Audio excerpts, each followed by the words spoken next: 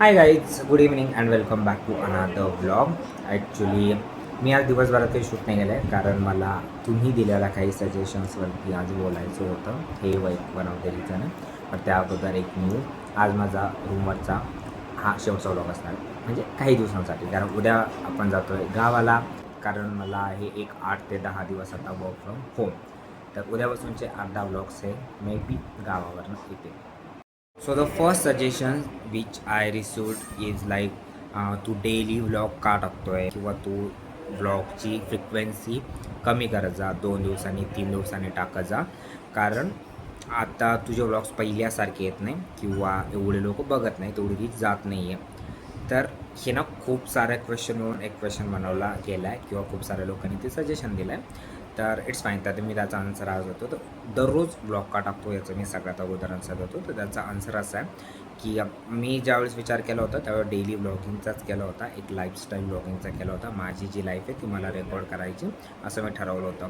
आणि मग माझं असं नव्हतं की म्हणजे 2-3 दिवसांकडून एक दिवस दाखवायचा, बिलकुल नाही, किंवा एक ब्लॉग टाकायचा नाही. मला डेली जेवढं असेल ना तेवढं मला काही टाकायचं. भले मी दिवसभर झोपलेलं असतं ना तर ते मला ब्लॉगमध्ये सांगायचं मी आज दिवसभर झोपलं. तर माझा तो मोटिव्ह होता त्याच्या मागं. आणि ही गोष्ट खरी की व्लॉग पहिल्यासारखे येत नाही आहे. आणि त्याचं रिझन असं आहे, मला आत्ता जवळजवळ 3 महिने होत आले. एक पहिला महिना किंवा एक दीड महिन्यापर्यंत की माझ्याकडे टाईम होता, कारण मी शिफ्टमध्ये व्यवस्थित काम करायचो म्हणजे. आणि मग माझा शिफ्टमध्ये काम केल्यामुळं 7 तासांचंच वर्किंग होतं. पण त्यानंतर ना माझं वर्किंग आवर्स बदलले, म्हणजे due to my personal reasons I requested my manager to change my work hour and keep me in to the general. So मग माझे वर्किंग आवर 3 दिवस, आठवड्यातले 3 दिवस झाले 9:30 ते 6:30, आणि 3 दिवस मी असायचो शिफ्टमध्ये. तर मग जे 9:30 ते 6:30 जे दिवस होते तर त्याच्यामध्ये मग सकाळी मी जर 7 वाजता जरी उठतो आहे, त्यानंतर आवरतो आहे आणि ब्लॉग अपलोड करतो आहे, तर त्याच्यात ऑफिसला जायचा वेळ होतो. आणि संध्याकाळी 6:30ला ऑफिस जरी सुटलं तर मग मी 7:30 वाजेपर्यंत रूमवर येतो आहे. तर त्यानंतरनं ब्लॉग जे काही जर मी काही शूट केलं सपोज, तर मग तो एडिट करण्यात वेळ जातो आहे. ऑफिसमध्ये मी काही शूट करू शकत नाही कारण आमच्या ऑफिसची पॉलिसी नाही आहे, तुम्ही आतमध्ये काही शूट करू शकत नाही. तर मग त्या एका रिझनमुळे माझ्या व्लॉगची क्वालिटी म्हणू शकता किंवा टाईम म्हणू शकता तो खूप कमी झाला आहे. आणि पहिल्यासारखे व्लॉग्स येत नाही आहे. आणि आहे कारण दिवसभर ऑफिसमध्ये असल्यानंतर ना तेवढं व्लॉगला मला टाईम देता येत नाही आहे. बट स्टील जेवढं आहे तेवढं मी प्रत्येक वेळा ब्लॉगमध्ये दाखवलं आहे. आणि दुसरी गोष्ट जे सजेशन मला भेटतं आहे की दररोजचं बंद करून 2-3 दिवसानंतर ना, यावर पण मी विचार करेल, पण आत्ता सध्याला नाही. कारण ते एक असतं ना की अजून माझ्या मनातून येत नाही आहे की मी तो विचार करत नाही की कोण बघतं आहे, कोण नाही बघत आहे, किती व्ह्यूज जात आहे, किती व्ह्यूज नाही जात आहे. तर माझ्या अजून तरी मनात येत नाही आहे की म्हणजे डेली व्लॉगिंग स्टॉप करून 2-3 दिवसानंतर व्लॉग टाकायला पाहिजे असं. आणि त्यानंतर एक सजेशन येतं की तू काहीतरी नवीन ट्राय करायला पाहिजे. तर नवीन इन द सेन्स म्हणजे आता मग खूप काही लोकांनी सांगितलं की जर either you full time pursue the travel जर तुला करायचं असेल तर, नाही तर तू मोटो व्लॉगिंग ट्राय कर, नाहीतर काहीतरी वेगळं ट्राय कर की दररोज लोक तुझं एकसारखंच रुटीन होतं आहे. मला असं वाटतं इंडियातल्या 90% किंवा 95% लोकांचं किंवा जास्त असेल यापेक्षाही की डेलीचं रुटीन एकच असतं. आणि जे वर्किंग गेस्ट स्पेसिफिकली तर त्यांचं तर एकच असं. आणि तसंच माझं होतं आहे, त्याच्यात नवीन नाही आहे. आणि आय नो की थोडाफार बोर्ड होत असेल बघायला, कारण तेवढी क्रिएटिव्हिटी तेवढं न्यूनेस नाही आहे. बट या आय मीन आहे. आता जसं मी स्टार्ट केलं होतं आणि जो मोटिव्ह होता तो मोटिव्ह हाच होता की जे एक होतं की काय दॅट लाईफ रेकॉर्ड करायची, डेली लाईफ रेकॉर्ड करायची, स्ट्रगल्स रेकॉर्ड करायचे किंवा जी हसल आहे ती रेकॉर्ड करायची. किंवा ना खूप होतं ना की कॉन्टेंट क्रिएशन करून बघा. तर म्हटलं let's give a try to content creation as well. जर जमलं तर म्हणू शकतो आपण की काय आता एक मिडल क्लास माणूस पण कॉन्टेंट क्रिएशनच्या बळावरती खूप काही करू शकतो. तो पण मला एक चान्स घ्यायचा होता आणि माझ्या मनात होतं. आणि जसं मी प्रत्येक वेळा बोलतो की आली लहर केला कहर म्हणून, तर मग मी करून बघितलं.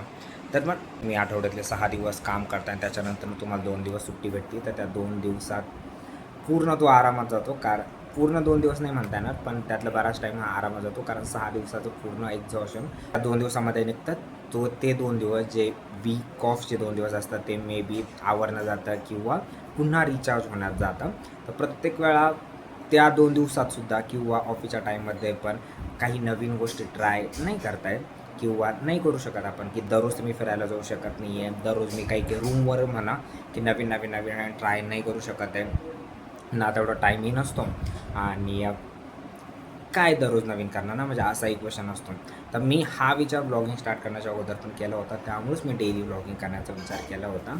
आय नो हे ऐकायला थोडं डिमोटिवेटिंग वाटेल की मी म्हणतो टाईम नाही आहे, but seriously at this point of moment थोडासा माझ्याकडे टाईम शॉर्ट पडतो आहे. सो या, आणि मला असं वाटतं की तुम्ही ही गोष्ट नक्की समजून घेताल. नंतर मी बोललो होतं की I have a lot of plans regarding blogging, किंवा मी असं करेल, मी तसं करेल, मी तसं करेल. आणि प्रत्येकजण करतो यार, प्रत्येकजणाची काहीतरी इमॅजिनेशन असतं, काही आयडियाज असतात, काही प्लॅन्स असतात. ज्यावेळेस कोणीही काहीही नवीन स्टार्ट करताना तर प्रत्येकाची एक जर्नी तो डिसाईड करतो, मी असं असं करेल. तर मग माझेही तसे प्लॅन्स होते, पण मग ते होतं ना की एका पॉईंट नंतर ना आपण त्या गोष्टी करतो. आता सपोज माझं आहे की नाही, मला 100 सबस्क्रायबर झाल्यानंतर ना काही गोष्टी ट्राय करायच्या, तर मग मी त्याची वाट बघतो आहे. मला माहिती आहे की प्रत्येक गोष्टीला असा काही व्यवस्थित म्हणजे कॉन्टेंट क्रिएशनमध्ये तरी टाईम नसतो. जर तुम्हाला वाटतं आहे तर तुम्ही करू शकता.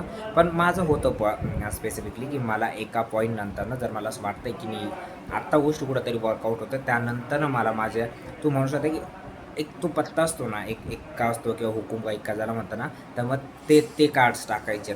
तर मग माझं ते त्यामुळं आता सध्याला मी ते प्लॅन थोडे डिले करतो आहे. पण 100% एका पॉईंट नंतर ना ते पण आपण एक्झिक्यूट करू, आणि आय विल मेक शुअर की त्यावेळेस ना जी न्यूनेस आहे, ज्यावेळेस ती क्रिएटिव्हिटी जे तुम्ही एक्सपेक्ट करताय ना, तर ती नक्कीच दिसेल. त्यानंतर रिसेंटमध्ये मला असं ऐकायला भेटलं की तुझे गावाकडचे व्लॉग्स खूप छान होते. ॲक्च्युली गावाकडची लाईफच खूप छान असते, पण ड्यू टू माय जॉब मी पुण्यात आहे. मला हायब्रिड वर्क कल्चर जरी असलं तरी पण मला 15 दिवस पुण्यात आणि 15 दिवस गावाला राहावं लागतं. तर मग ते 15 दिवस तर 100%. आता सपोज मी मागच्या महिन्यात नव्हतो गेलो, कारण मला थोडं काम होतं, थोडं ऑफिसचं जरा जास्तच काम होतं, तर त्यामुळं मी पुण्यात होतो.